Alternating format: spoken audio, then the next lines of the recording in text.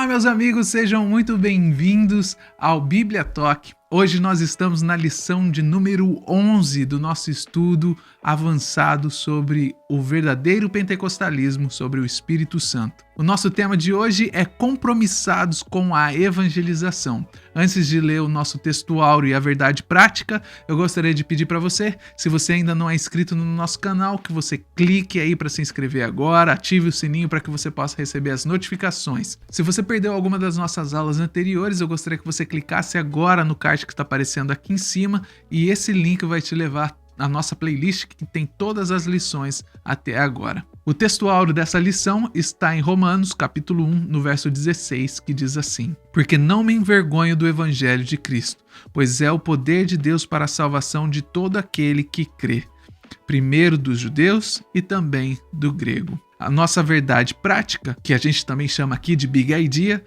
diz assim: a nossa responsabilidade para a salvação de todos os seres humanos mediante ao evangelho do nosso Senhor Jesus Cristo nos torna servos de todos. Pastor Elias, eu gostaria que o senhor desse continuidade à nossa aula de hoje com a leitura bíblica em classe. Tá bom, vamos lá.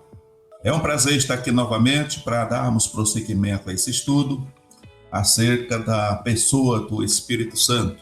E hoje estudando a lição de número 11, que traz por título Compromissados com a Evangelização. Vamos fazer a leitura em classe, que está registrado em Marcos capítulo 16, do verso 14 a 20, que diz assim: Finalmente apareceu aos 11, estando eles assentados juntamente, e lançou-lhes em rosto a sua incredulidade e dureza de coração por não haverem crido nos que os tinham visto já ressuscitado.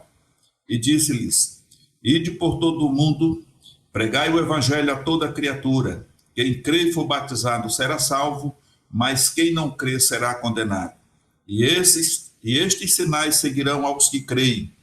Em meu nome expulsarão demônios, falarão novas línguas, pegarão nas serpentes, e se beberem alguma coisa mortífera, não lhes fará dano algum, e imporão as mãos sobre os enfermos e os curarão. Ora, o Senhor, depois de lhes ter falado, foi recebido no céu e assentou-se à direita de Deus. E eles, tendo partido, pregaram por todas as partes, cooperando com eles o Senhor e confirmando a palavra com os sinais que se seguiram. Amém. Então, nós encontramos aqui já na leitura, em classe, no texto básico desse estudo, desta lição, a recomendação de Jesus. Vamos ver aqui a introdução, quando o Senhor Jesus, ele dá uma ordem para que eles fossem pregar o evangelho a toda criatura. E não somente pregar o evangelho, mas que eles também realizassem os milagres que Jesus tinha realizado. Para isso, eles estavam recebendo a capacitação do Espírito Santo para poder fazer esse trabalho. A introdução diz assim: o reino de Deus cresce à medida que os pecadores vão se convertendo ao Senhor Jesus. A igreja é a única agência do reino de Deus escolhida pelo Senhor Jesus para levar a mensagem do evangelho a um mundo que perece por causa do pecado. Com isso, nós estamos dando continuidade ao trabalho que Jesus começou. Isso aponta para a importância da evangelização e da obra missionária. Então, nós vemos aqui que é um trabalho que foi iniciado por Jesus e que nós, como seus súditos, estamos dando prosseguimento, para que o evangelho alcance todas as criaturas, como disse Jesus, então virá o fim. O evangelho do reino tem que ser pregado em testemunho a todas as gentes. A evangelização como prioridade. O evangelho não é uma mensagem alternativa.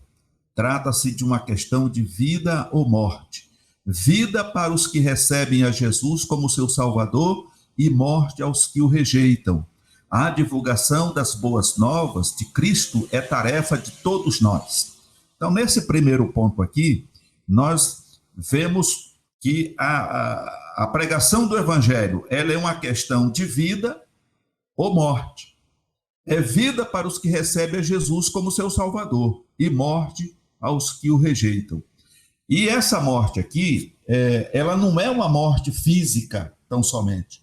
Aqui ela está se referindo a uma morte espiritual, que na verdade é considerada morte porque é uma separação eterna de Deus. Porque já há visto que o espírito não morre, né? O espírito não morre.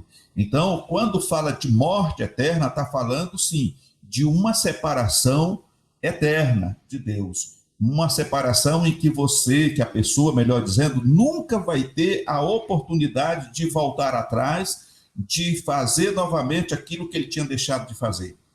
Então, é vida eterna para quem vem para o lado de Jesus, quem aceita Jesus como seu Salvador, e morte eterna, ou seja, separação eterna para aqueles que se recusarem ou rejeitarem o Senhor Jesus como seu Salvador. O primeiro ponto diz o Evangelho. Essa palavra vem de duas palavras gregas.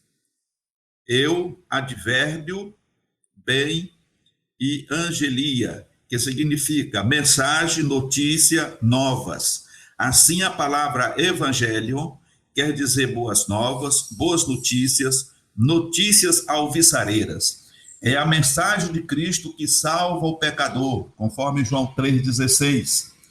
É o meio que Deus usa para a salvação de todo aquele que crê. Romanos capítulo 1, versículo 16, 1 Coríntios capítulo 15, verso 2. Só por meio do evangelho é que o ser humano conhece a salvação na pessoa de Jesus. A Bíblia já demonstra, né, que o evangelho é o poder de Deus para todo aquele que nele crê. Então, é por meio do evangelho, é por meio da pregação do evangelho que a pessoa se conscientiza do seu estado pecaminoso, do seu estado de miséria, e é convencido pelo Espírito Santo a aceitar o Senhor Jesus como Salvador. O evangelho é pregado por nós, seres humanos. O convencimento dessa pessoa, desse ser humano, a aceitar Jesus é através do Espírito Santo. Então, quando a pessoa abre os seus ouvidos e abre o coração para aceitar a mensagem, as boas novas de salvação, de vida eterna, então o Espírito Santo completa a obra na vida dessa pessoa, trazendo ela para Jesus, e aí os seus pecados são perdoados, a sua vida é transformada, e ele passa agora a viver uma nova vida, uma vida de paz, de gozo, de alegria, e não vive mais assombrado e nem debaixo, né, da possessão maligna a qual o inimigo muitas vezes tem colocado tantas pessoas. O segundo ponto diz: o único Salvador do mundo. O Evangelho são as boas novas que falam do reino de Deus, da salvação e do perdão dos pecados, na pessoa de nosso Senhor Jesus Cristo. É o Evangelho da graça de Deus, conforme Atos capítulo 20 e 24.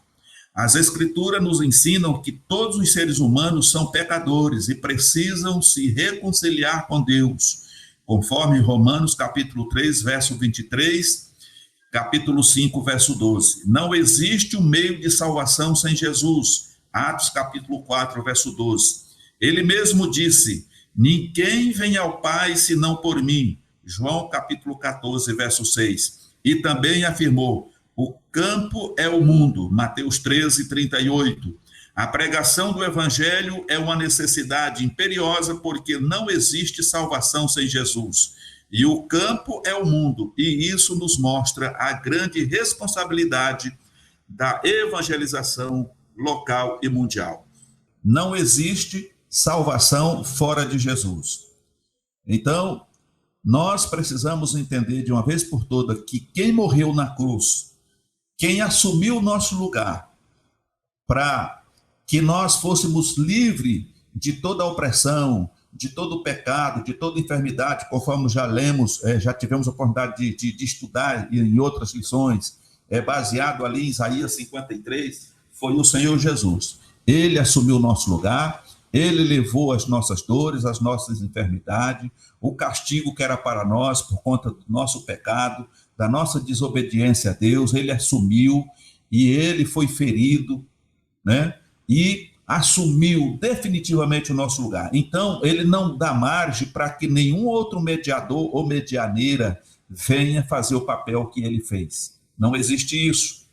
Então, a pessoa, o ser humano, ele só é salvo por intermédio do Senhor Jesus Cristo, reconhecendo que é pecador, reconhecendo que precisa de uma salvação eterna e que a vida não se resume apenas nessa vida física que você vive, que após a morte segue-se a vida ou a condenação.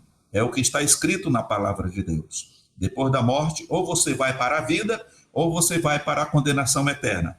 Portanto, nós vemos aqui com bastante referência que o único mediador entre Deus e os homens é Jesus Cristo, o Filho de Deus. Nós estávamos em dívida com Deus, mas o Senhor Jesus, através do seu sacrifício, ele reconciliou o mundo com Deus. Hoje, Deus já não olha para nós com aquele olhar de ira, de querer nos fulminar, porque quando ele olha para nós, ainda sendo pecadores, quando Deus olha para nós, ele vê a marca do sangue, ele vê o sacrifício de Jesus por nós. E Jesus, conforme o apóstolo João, se tornou o nosso advogado.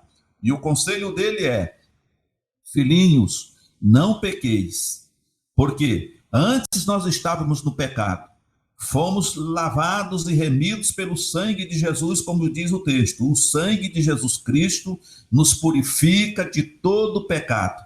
Então, fomos purificados de todo pecado, fomos desvencilhados de toda aquela vã maneira de viver, fomos livres e libertos de toda a canga que Satanás tinha colocado sobre nós. O Senhor quebrou tudo aquilo, nos tirou do cativeiro.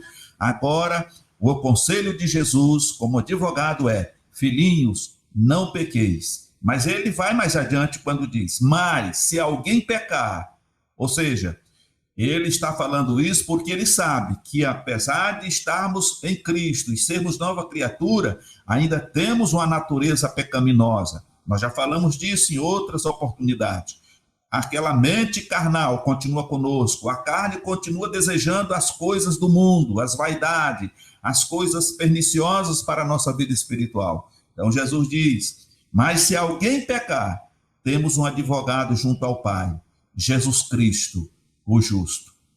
Ele foi e é a propiciação pelos nossos pecados. Então, quando nós resumimos isso aqui, nós estamos declarando que sem Jesus nós não somos nada, que não existe nenhum outro nome dado, nem abaixo dos céus e nem em cima da terra, que possa, de fato, nos libertar das garras do inimigo e do poder do pecado. Amém?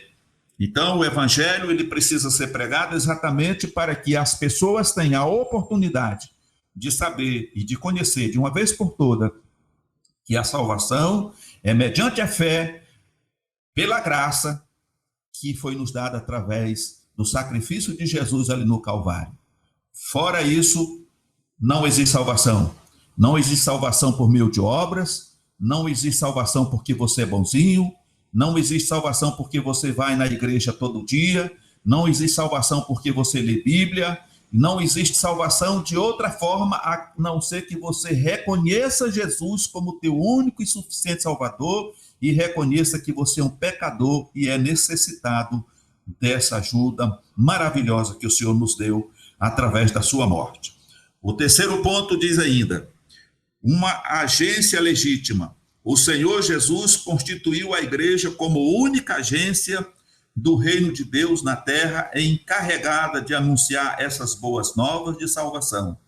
É necessário, pois, a mobilização de toda a igreja para que essas metas sejam alcançadas. Cada crente dos dias apostólicos era um próspero ganhador de alma, conforme registra Atos no capítulo 8, verso 4. Devemos seguir o modelo. Jesus foi enviado ao mundo para suprir as nossas necessidades. Mateus capítulo 11, versos 28 a 30. Isso é feito mediante o evangelho e devemos, portanto, agir como o apóstolo Paulo em Romanos capítulo 1, verso 16. Então nós vemos que a única agência legítima para a evangelização é a igreja. E quando eu estou falando de igreja, eu não estou falando aqui de uma organização religiosa. É bom a gente aprender a separar essas coisas. A organização religiosa é uma coisa e a igreja é outra. A igreja se reúne nas organizações religiosas, nas denominações, seja Assembleia de Deus, seja batista, presbiteriana, enfim, qualquer uma denominação, ali está a igreja do Senhor Jesus. Então, essa igreja, ela foi credenciada por Deus e pelo Senhor Jesus Cristo para dar prosseguimento a esse trabalho maravilhoso, de ganhar almas para o reino do Senhor. E aqui traz-nos um exemplo da igreja primitiva. Cada crente ali era um excelente ganhador de alma. A coisa ali era tão maravilhosa, as maravilhas eram tão constantes, as curas, as libertações, que o povo não queria se afastar do templo. E toda vez que alguém ia ao templo, levava alguém com eles. Então, cada dia, está registrado lá, cada dia Deus acrescentava na vida da igreja aqueles que haviam de se salvar. E esse trabalho, ele é importante que ainda continue hoje. Infelizmente, muitas igrejas, elas permanecem dentro de 4 paredes, ou seja, estão dentro das 4 paredes da denominação. Dificilmente sai para a evangelização. Eu lembro que ainda quando criança e adolescente, na minha fase de jovem, participei muito de ar livres, né, de trabalhos evangelísticos, campanhas evangelísticas de libertação e cura divina, mas hoje a gente já não vê mais isso acontecer. Infelizmente, hoje as denominações resolveram construir megatemplos, né? São verdadeiros monumentos para atrair as pessoas. Antes, os templos eram simples, a maioria deles ali naquela região do Maranhão, do Nordeste, do Norte ali, eram casebres cobertos com palha de coqueiro, era aquele salão comprido, bancos não tinha encosto, não tinha almofada, não tinha ar-condicionado, muitas vezes não tinha som, tinha lá o irmão que tocava um acordeão, outro um violão, quando muito outro tocava ali um pandeiro, mais o poder de Deus se manifestava, Jesus batizava com o Espírito Santo, o povo se alegrava, havia uma coinonia muito boa, assim como aconteceu na igreja de Atos. Eu tive a oportunidade de acompanhar esses anos de ouro da igreja pentecostal no Brasil. Infelizmente hoje não temos, mas oxalá que isso ainda voltasse, né? Que todos os crentes se conscientizassem e saíssemos de dentro das 4 paredes, porque é isso que precisa. A igreja precisa sair do comodismo, a igreja precisa sair de dentro das 4 paredes para realmente levantar a voz e dizer que o Senhor Jesus é o mesmo ontem, hoje e será para sempre. O parágrafo 2 diz: Jesus morreu para salvar todos os seres humanos. A extensão da obra expiatória de Cristo tem sido debate ao longo dos séculos, mais especialmente depois da Reforma Protestante. Não se pretende aqui fulanizar, pois o que nos importa é a compreensão do assunto à luz da Bíblia. E o primeiro ponto nos fala a nossa teologia. Antes convém ressaltar que a nossa teologia é pentecostal e vem diretamente das Escrituras Sagradas, sem intermediação dos teólogos da Reforma Protestante. A teologia pentecostal que nossos pais nos legaram não teve nenhum teólogo ou reformador como intermediário. A nossa teologia é original e estritamente bíblica. É um dos legados deixados por nossos pioneiros. 2 Timóteo, capítulo 3, verso 14 e 17. O segundo ponto diz: por quem Jesus morreu? Essa é uma pergunta interessante.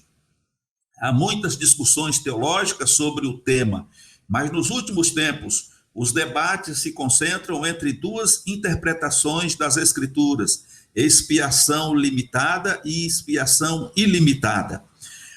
Expiação limitada trata-se da ideia de que Jesus morreu apenas por um grupo restrito de pessoas escolhidas desde antes da fundação do mundo.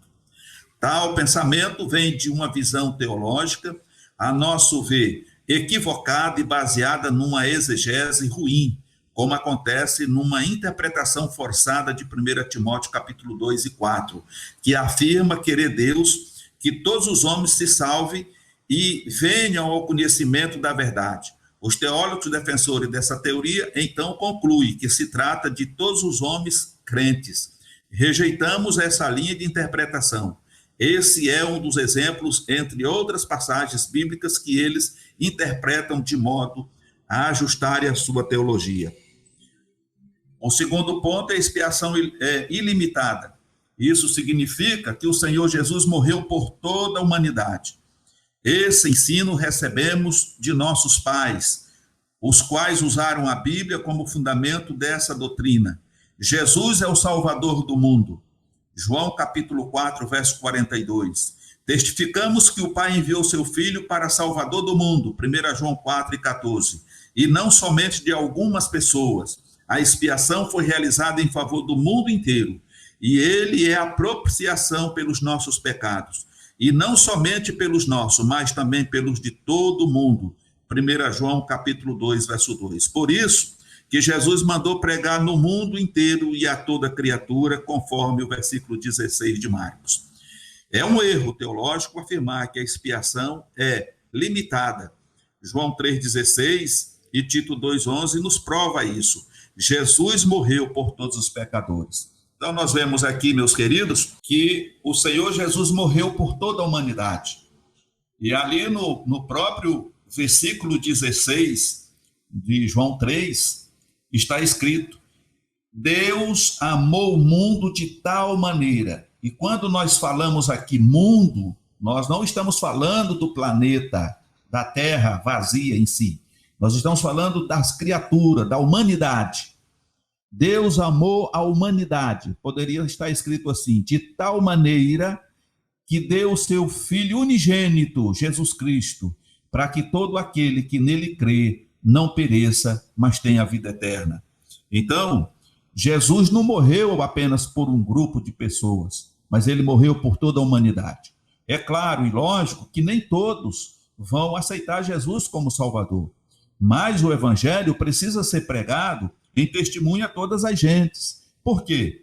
Porque naquele dia, no dia do acerto de conta com Deus, com o Senhor Jesus nos ares, as pessoas não vão ter como chegar diante do Senhor e dizer: eu não sabia disso, ninguém nunca me falou, e agora o que é que eu vou fazer? Então ninguém vai ter essa oportunidade de reclamar diante do Senhor e dizer que nunca ouviu falar do evangelho, que nunca ouviu através do rádio, da televisão, ou mesmo nas praças públicas, entendeu? Ou numa organização religiosa, se falar do amor de Deus, se falar do sofrimento de Jesus e o convite para que essas pessoas venham aceitá-lo como único e suficiente Salvador. Então, Deus não vai ter ninguém por inocente naquele dia. Então, o evangelho tem que ser pregado. E Paulo diz que ele tem que ser pregado em tempo e fora de tempo, ou seja, em todo tempo o evangelho precisa ser pregado. O terceiro ponto diz assim: evangelização local e transcultural. O Novo Testamento nos mostra que evangelismo e missões são tarefas precípuas da igreja. O livro de Atos destaca a obra missionária, registra as missões por todos os ângulos e mostra todas as possíveis atividades de um missionário. Atos ressalta ainda o poder do Espírito Santo, a obra da evangelização e as viagens missionárias do apóstolo Paulo. Então nós vemos aqui que quando o Senhor deu a ordem para eles ficar em Jerusalém, eles deveriam começar a pregar o evangelho ali por Jerusalém, pela Judéia, Samaria e até os confins da terra. Então falava de pregação do evangelho local, nas cidades vizinhas, e falando agora de missão transcultural, ou seja, para outras nações. Então, o primeiro ponto é que evangelização é um ato de comunicar as boas novas de salvação a todas as pessoas por meio da palavra e ações. É o que Jesus fez, Mateus 4, 23, e nos mandou que fizéssemos também, versículo 16 e 17. Isso significa testemunhar com ousadia a ressurreição de Jesus pelo poder do Espírito Santo. Atos capítulo 4, verso 33. Geralmente é uma ação acompanhada das obras sociais. Atos 2, 42, 47. Essas coisas são características da autêntica igreja cristã. A visão dos pentecostais clássicos, desde o avivamento da Rua Azusa, era evangelística e missionária. Até se pensava, a princípio, que o dom de línguas era para pregar aos pagãos ao redor do mundo. A xenolalia é isto, a habilidade de falar uma língua que o indivíduo não aprendeu, mas logo esses pioneiros desistiram dessa ideia xenolálica missionária, mas eles continuaram a obra missionária mesmo sem xenolalia. Ou seja, a evangelização, ela tem que ser uma evangelização dinâmica, através da igreja. Ao mesmo tempo, essa igreja ela tem que seguir os passos da igreja primitiva, no que diz respeito à assistência social, porque veja bem, irmãos, se você viajar para fora aqui de São Paulo, dos grandes centros, como São Paulo, Rio de Janeiro e outras capitais, e for para o interior, e eu diria assim, para o norte, nordeste, você vai ver ali uma necessidade muito grande, não só das pessoas aceitarem a Jesus como Salvador, porque muitos ali, eles não conhecem Jesus, vivem isolado, né? Nós temos aí trabalhos de missões aí na região da Amazônia, naqueles rios lá, no meio dos ribeirinhos. Então, são pessoal que estão longe de tudo e de todos. Então, é necessário que o evangelho chegue para essa gente também. Por outro lado, não é só levar o evangelho, tem que levar ajuda, tem que levar socorro. A ajuda, seja na área social, roupa, calçado, alimentação, medicamentos, médicos, enfermeiros para cuidar da vida daquelas pessoas que vivem completamente isoladas e no meio de uma pobreza muito grande. Eu diria até vivendo abaixo da linha de pobreza, vivendo na miséria, praticamente. Então, há uma necessidade muito grande. E isso só se pode realizar através de uma igreja que prega um evangelho com dinamismo, de uma igreja dinâmica, uma igreja que investe em missões. Infelizmente, nós temos o outro lado da moeda. Nós temos organização religiosa que não está preocupada com missões. Elas estão preocupadas apenas em enriquecer, construir monumentos famosos, entendeu? Não estão preocupados em gastar o dinheiro arrecadado dos fiéis na evangelização, mas estão dispostos a se autopromover, a se tornar os verdadeiros monarcas na área de igreja. E isso não é o que Jesus ensinou. Nós vemos, por exemplo, na igreja primitiva, que todos ali tinham tudo em comum, que era normal as pessoas vender as suas propriedades e trazer o dinheiro e depositar ali aos pés, como está escrito, dos apóstolos. E aquilo era dividido entre os irmãos necessitados, e diz o texto que ninguém tinha falta de nada, e estavam juntos ali permanentemente, acompanhando ali os trabalhos, estavam ali aprendendo através dos ensinamentos de Pedro e dos demais apóstolos, na comunhão do partir do pão e etc, etc. Então, esse é, para mim, a base fundamental do cristianismo, da igreja. Eu creio que ele deveria continuar. Uma igreja, ela só tem dinamismo, ela só é uma igreja dinâmica quando ela trabalha levando às pessoas necessitadas não somente o pão espiritual, mas também levando o pão físico, levando roupa, calçado, levando medicamento, ter uma equipe médica de enfermeiro para poder dar a assistência necessária para as pessoas que estão necessitadas naqueles pontos isolados do Brasil e do mundo. Tá? Esse, com certeza, é o carro-chefe para um verdadeiro trabalho de evangelismo. Amém? Algumas pessoas fazem alguma coisa, mas não faz tudo, né? Investir em missão, muitas vezes não é mandar um missionário para fora do país e dizer, nós temos missionário em tal lugar, em tal lugar, em tal lugar. Porque se você olhar aqui no Brasil, nós temos muitas necessidades. E muitas igrejas não estão nem aí. Muitas denominações não estão aí. Eu sou nordestino. Se você for no Maranhão, quantas igrejas no Maranhão existem? E eu pergunto, procura lá para ver quantas igrejas estão envolvidas com o trabalho missionário local, naquelas regiões ali onde muita gente nem quer ir. Por quê? Porque é no meio da terra, no meio do mato, não tem internet, não tem celular, não tem... Você está entendendo? Mas é lá que precisa, porque lá existem almas para o reino de Deus. Eu tive em 2015, na região ali do Maranhão, num povoadozinho, e eu vi a necessidade daquele povo. Participei de uma reunião, de um culto, e muitos irmãos naquela quinta-feira não puderam ir na igreja, mas a notícia se espalhou. Quando foi no dia seguinte, essas pessoas foram lá na casa do meu tio, porque queriam ouvir eu falar de Jesus, eles queriam também ouvir uma palavra da parte de Deus, e nós fizemos um culto ali no alpendre da casa do meu tio, reunimos ali várias pessoas, vários jovens, e a gente percebe como eles estão sedentos de ouvir a palavra de Deus, de aprender mais do Senhor Jesus. Você vê a simplicidade, são pessoas pobres, pessoas que nasceram e se criaram ali naquela região, no meio daquela caatinga, aquele mato, e vive dali. Muitos deles não têm nenhum estudo, mas são sedentos de ouvir a palavra de Deus, e nós nos alegramos ali, fizemos cultos, louvamos ao Senhor, ministramos uma palavra, e eles não queriam ir embora, ficamos ali algumas horas ali, e eles não queriam que terminasse o culto, porque era um ambiente gostoso. Então a gente vê a necessidade. Aqui nas grandes capitais as pessoas estão de ouvido liso, não querem mais ouvir o evangelho, vão para o culto e levam o celular, e ficam lá o tempo todo da reunião mexendo no celular, tirando a atenção de outras pessoas. Mas a gente tem regiões, meus queridos, que querem e precisam ouvir a palavra de Deus. Muitos deles maltrapilhos, mal vestidos, calçado, já pedindo para ir para o lixo há muito tempo, mas eles vão arrumando aqui, costura ali, põe um prego debaixo do chinelo ali, porque quebrou o bico ali do chinelo. Eu vi isso e sei que é assim. Ah, mas precisa de recurso. As igrejas têm recurso, irmão.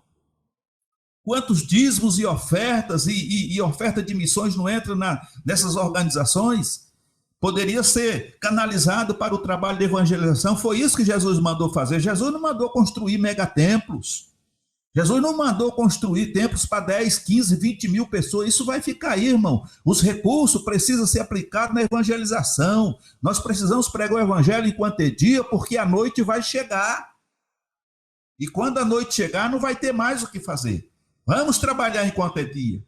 Então, eu faço um apelo para esses pastores de campo, pastores presidentes, que deixem de olhar para o seu umbigo, que deixem de ficar gastando dinheiro com aquilo que não tem não vai trazer nenhuma melhora para a obra de Deus. E invista na obra da evangelização, prepare equipes de evangelismo e mande essas pessoas para aquelas regiões onde há maior necessidade. Leve pão espiritual, leve o pão, um arroz, o feijão, o leite, o óleo, o sal, aquilo que as pessoas necessitam para se alimentar. Leve roupa, leve calçado.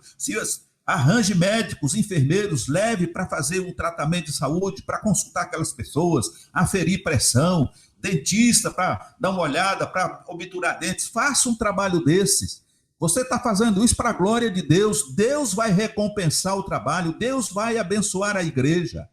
E eu tenho certeza que a igreja vai contribuir mais, vai contribuir muito mais, porque isso motiva a igreja a contribuir para a obra de Deus. Mas enquanto você estiver trocando de carro todo ano, comprando mansão, construindo megatemplos, para quê? Para ficar aí, para ser queimado no fogo da destruição? O povo fecha a mão, porque está vendo que você, meu querido, está usando o dinheiro em vão, está se auto-beneficiando. Como uma vez eu vi o pastor Claudionor de Andrade numa pregação, dizendo que muitos estão gozando o céu na terra. Viu? Está no YouTube. Está no YouTube.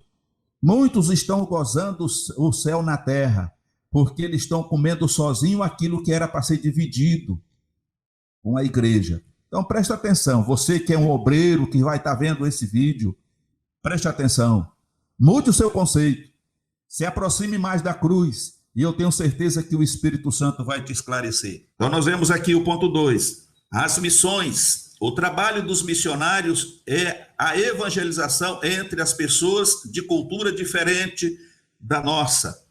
A mensagem é a mesma.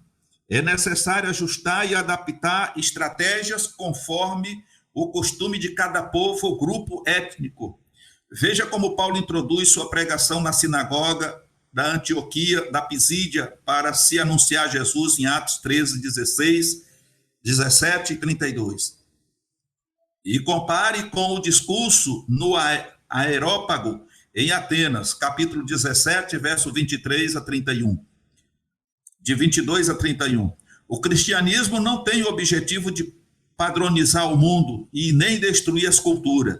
Sua mensagem, porém, é universal. No dia do triunfo de Cristo e da igreja, cada povo ou etnia se apresentará louvando a Deus na sua própria cultura. Apocalipse, capítulo 5, verso de 11 a 13. Por isso o apóstolo Paulo disse que, sendo livre, se fez servo de todos, judeus para os judeus, sem lei para os sem lei. 1 Coríntios 9, do verso 19 a 22, para ganhá-los para Jesus. Esse ponto também ele é importante, se bem que eu acredito que hoje muitos pastores presidentes de igreja já se conscientizou acerca do problema cultural de outros países. Mas eu me lembro que no início da década de 90, nós tivemos problema com missionários na África. O pessoal chegava lá e queria levar os costumes, a cultura do Brasil para lá e impor isso sobre os irmãos lá de Angola, de Moçambique, Matola, e isso fez com que muitos missionários fossem recolhidos, porque o irmão, apesar de ter feito um curso de missões, ele esqueceu, né, a questão de missões transcultural. Você não pode mexer com a cultura das pessoas no país em que você está. Você tem que adaptar o evangelho com a cultura deles.